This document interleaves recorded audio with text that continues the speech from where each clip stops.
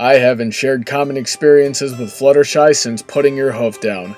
I had stage fright a long time ago when I was 14 years old, but not only did I handle it very differently, the methods that I used are probably not best for everyone.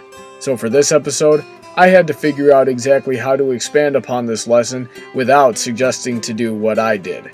How many of those listening have hobbies or passions that they would like to pursue but are being stopped by their fear of pursuing them? What is it exactly that causes this fear?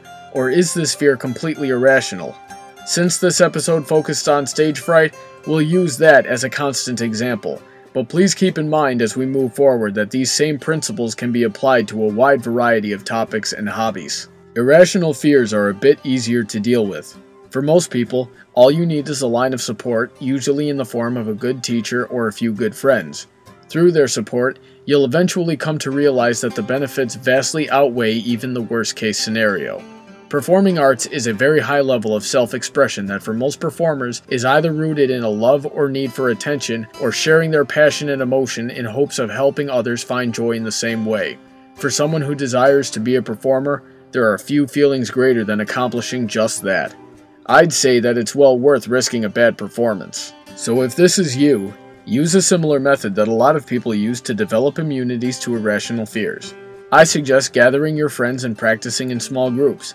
Make it as casual and fun as possible. From there, gradually build yourself into bigger groups of friends, family, until you're comfortable doing whatever in front of anyone. Remember, baby steps everyone. You'll get there eventually. That is, unless you're like me and think it's best to just kill your stage fright in one fell swoop by doing something ridiculous like the Numa Numa dance in front of roughly 800 people at a high school talent show. That method isn't for everyone, but please trust the voice of experience.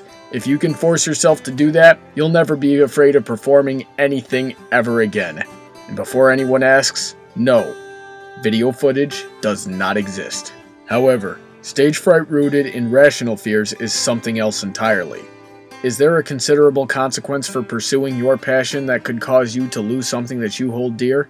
If this is the case, I'm sorry to say that I can't give specific advice in a video, as everyone's circumstances and required course of action would be different.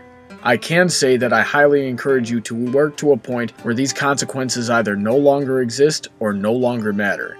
It's a different type of baby steps, but it's worth it all the same. But all of this is just a matter of solving stage fright. Why is stage fright so important to solve in the first place? Well, the world is but a stage and all the people are performers. Having the ability to perform can be useful for solving problems, learning new skills, finding jobs, even making new friends. It builds strength through conquering simple fear. It reinforces your ability to stand up for yourself and what you believe is right. It makes you more comfortable in your own skin. I've known several people that can't do any of these things in life because they succumb to their own personal version of stage fright and they will not be able to progress until they can start taking those steps to overcome it. I'm well aware of the possibility that one of you listening might be in this situation too. Talent is a beautiful thing.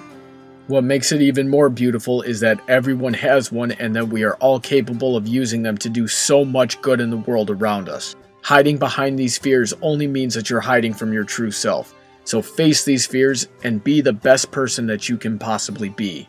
Don't deny your friends, family, or even complete strangers the chance to see what you can do and how it can help them too. Don't deny the world your positive influence. Don't deny yourself that fulfillment. Don't deny yourself the opportunity to grow.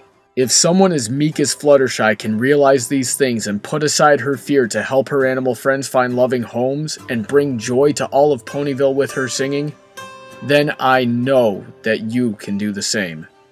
And that's the moral of the story.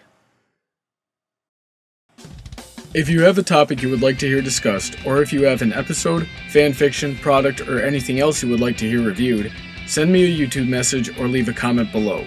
You can also drop comments, questions, topic suggestions, and review suggestions by liking Brony Debates on Facebook, following on Twitter, or sending an email to bronydebates@yahoo.com.